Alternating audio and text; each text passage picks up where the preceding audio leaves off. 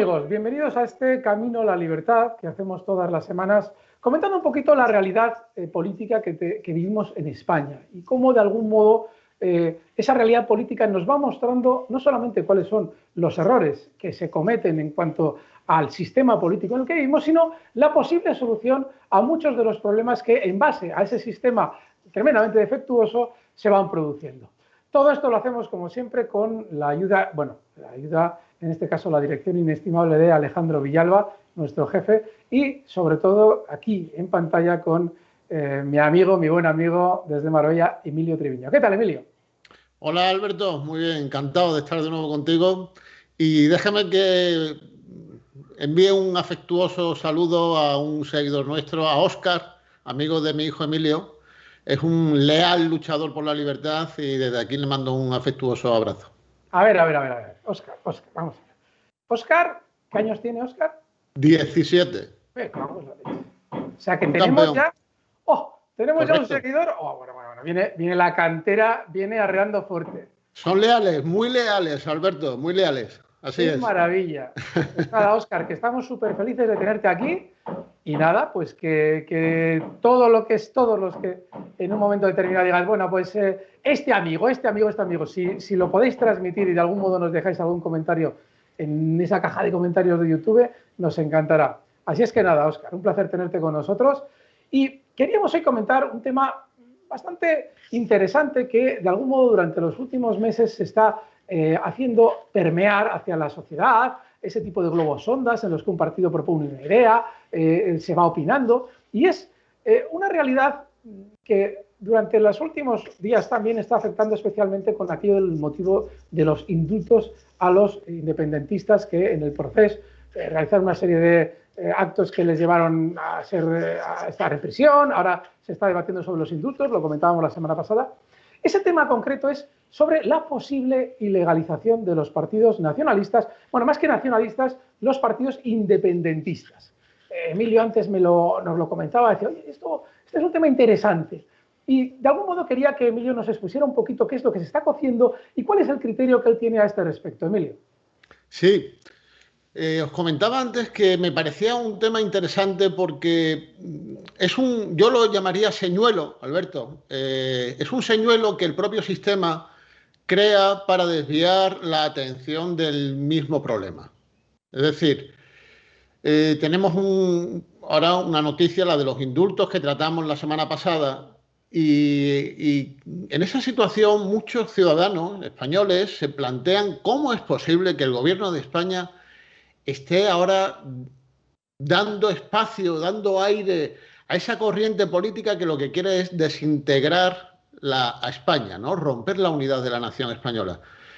Entonces, es habitual, cuando aparecen estas situaciones críticas que apuntan a una responsabilidad del sistema, es habitual acudir a un señuelo que es la idea de prohibir partidos políticos que vayan en contra de la unidad nacional, que tengan un ideario independentista, en definitiva, partidos que ataquen a los intereses de la Constitución, no de la nación, que es a donde quiero llegar, ¿sabes? Y permíteme que me acuerde ahora de una expresión a la que acude también el sistema. Creo que fue Gregorio Peces Barba, según decía don Antonio, el que la trajo aquí a España, que es esa expresión de patriotismo constitucional adoptada de una idea nacida en Alemania, que en sí misma entraña una deslealtad a la nación, porque tú fíjate que la expresión patriotismo constitucional es contradictoria en sí misma, porque patria, la palabra patria, tiene un origen y una alusión directa a la tierra de tus padres, donde has nacido tú, donde han nacido tus padres. Por lo tanto, hablar de patriotismo constitucional es desviar el sentimiento de lealtad a una nación hacia una estructura político-jurídica, que esa es la cuestión. Pero fíjate, es muy importante tener en cuenta de dónde nace ese concepto.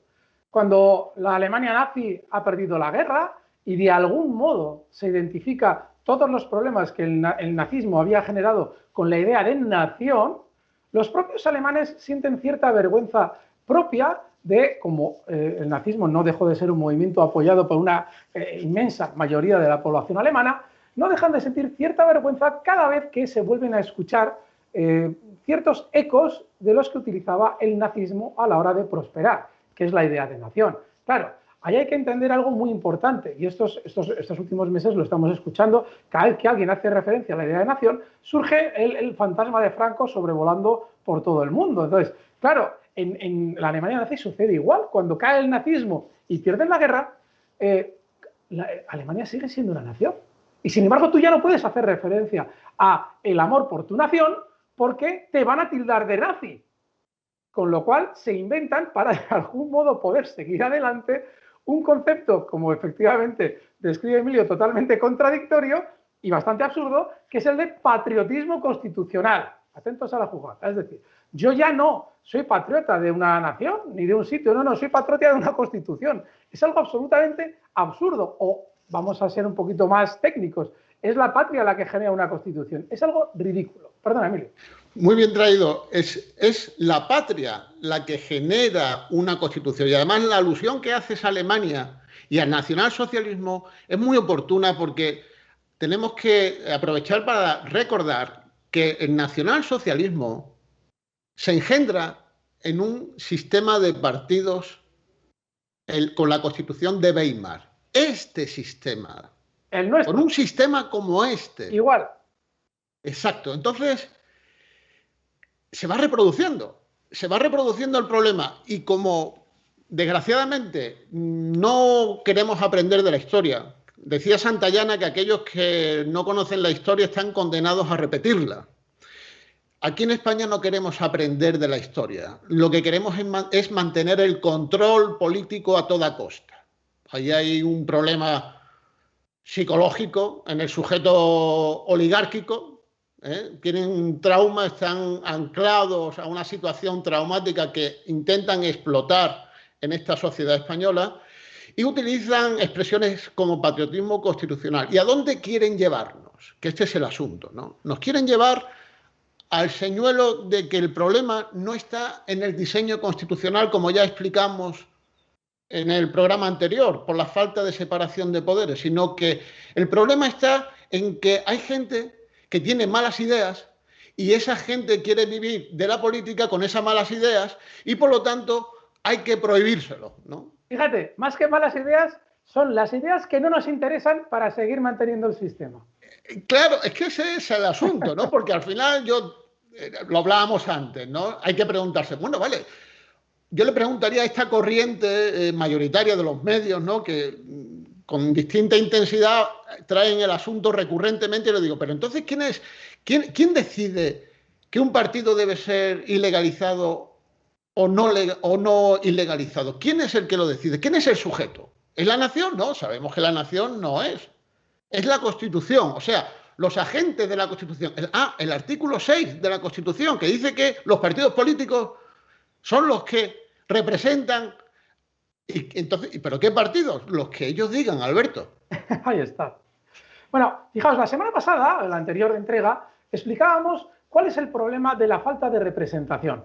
Cuando Emilio hace referencia ahora a esa Constitución sin separación de poderes, también hace referencia a esa Constitución que, al no tener representación, por ejemplo, un ejemplo de representación, siempre explicamos que en Estados Unidos hay una representación bastante bien organizada, es decir, tú puedes dividir el territorio nacional, en este caso España, en 400 o 500 circunscripciones, y de cada una de esas circunscripciones salir un representante elegido por esa circunscripción que en el Parlamento decida, o de algún modo intente legislar, en función de los intereses de esa circunscripción, sin tener en cuenta todo lo demás, solamente su circunscripción. De esa manera tú te puedes sentir representado.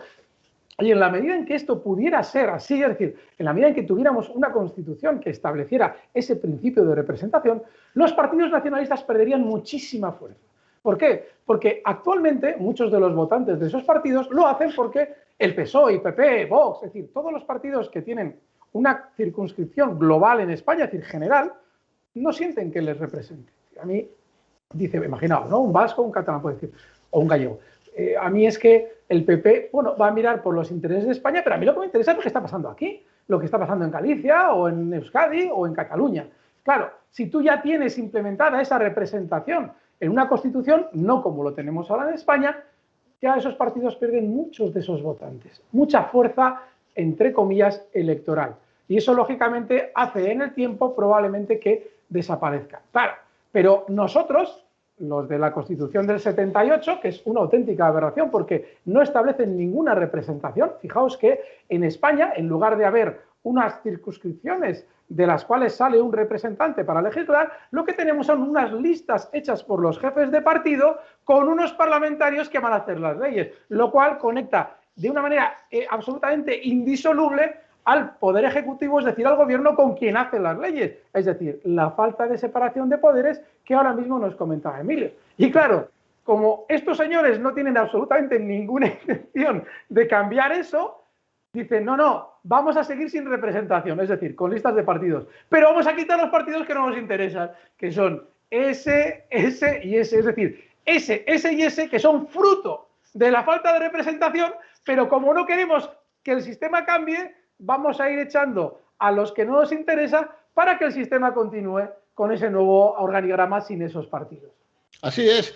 Y además, para que tú veas cómo funciona la actual hegemonía cultural creada de manera artificial por los medios de comunicación al servicio del sistema, que son los grandes medios, generan una impresión histórica de que es que estos partidos PNV, CIU, que ya han cambiado de nombre, como las sociedades mercantiles, ¿sabes? Pues van cambiando de nombre.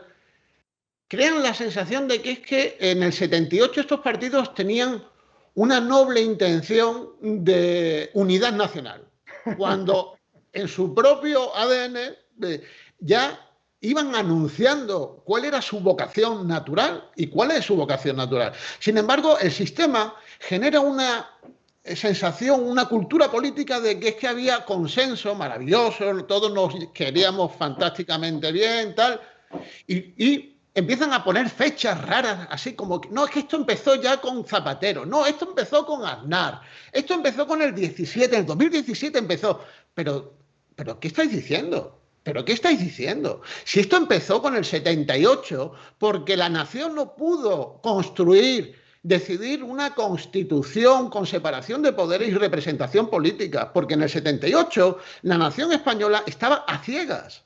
Y sigue a ciegas, desgraciadamente.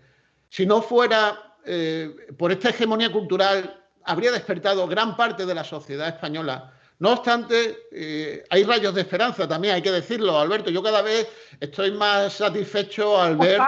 Óscar es nuestro rayo de por esperanza. ejemplo, esos canales que van abriéndose paso con mucha dificultad y con esa oposición silenciosa del sistema que va saboteando una y otra vez, atacando de un modo u otro.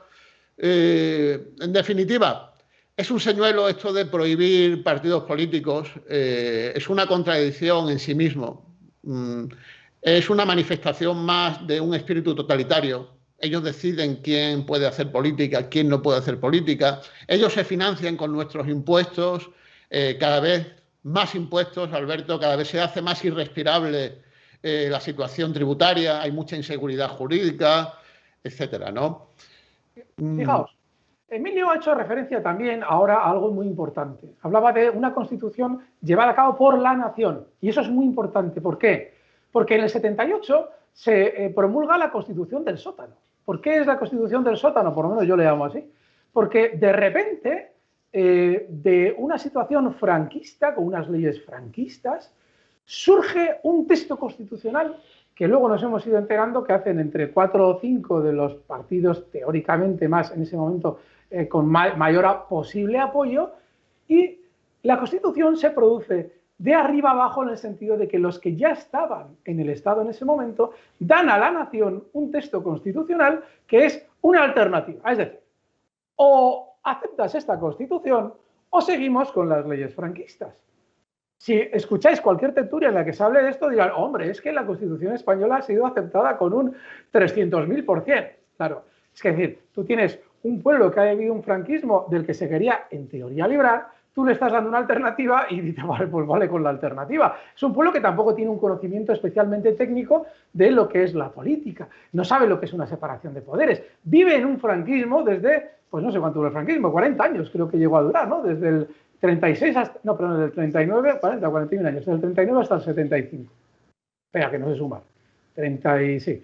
Entonces, ¿qué es lo que sucede? Ese pueblo, lógicamente, va a decir, vale, dame la Constitución. No se votó ni siquiera si quería monarquía el pueblo o quería una república. Es decir, nada, todo lo que sonaba república, a todo el mundo le sonaba al desastre de la Segunda República. Una Segunda República, la del 36, que no tenía separación de poderes. Es decir, un auténtico desastre. Encima era una república parlamentaria. Es decir, el Parlamento tenía que tomar las decisiones que debía tomar, por lógica, un gobierno. Luego, si hay un levantamiento militar y tú no puedes reaccionar porque es el Parlamento el que tiene que tomar las decisiones, para cuando tú tomes las decisiones ya tienes el levantamiento militar aquí en el cuello. Entonces, al final es una cuestión de que es la propia nación la que tiene que llevar a cabo ese proceso constituyente en un periodo de libertad constituyente. Aquí tuvimos a nuestro amigo Iván Ábalos explicándonos cómo es todo ese proceso y materializando o dando una idea clara de cómo debe ser cuando alguien te pregunta, bueno, pero eso del proceso constituyente, ¿cómo tiene que ser? Bueno, pues es justo lo que ahora Emilio hacía referencia. Nunca puede haber un proceso de crear una constitución hecho desde arriba, desde los partidos. Es decir, no, ellos no tienen que hacer la constitución. Tienen que ser los propios ciudadanos eligiendo a unos miembros concretos, probablemente destacados, que vayan a tener un especial conocimiento, que puedan elaborar un texto constitucional en el que haya esa separación de poderes, legisladores en un sitio, gobernante en otro, esa representación de los ciudadanos, esa división de España para que cada uno elija, cada circunscripción elija su representante, y sobre todo un poder judicial que controle todo ese juego de separación de poderes. Bueno, amigos, y sobre todo también lo que siempre explicamos, los partidos políticos siempre fuera del Estado. ¿Por qué?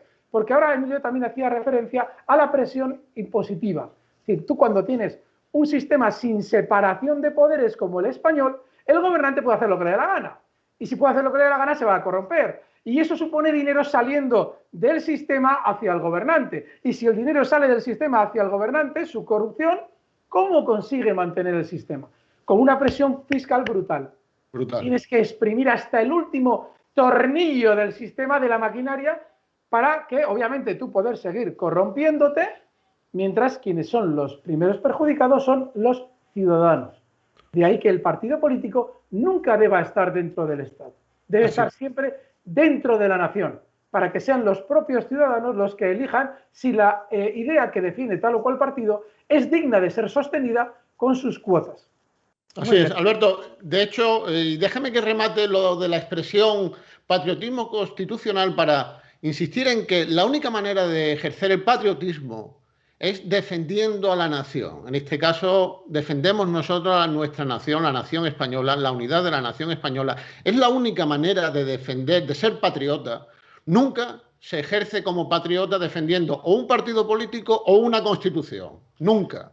Y en esto los anglosajones, que son mucho más transparentes, tienen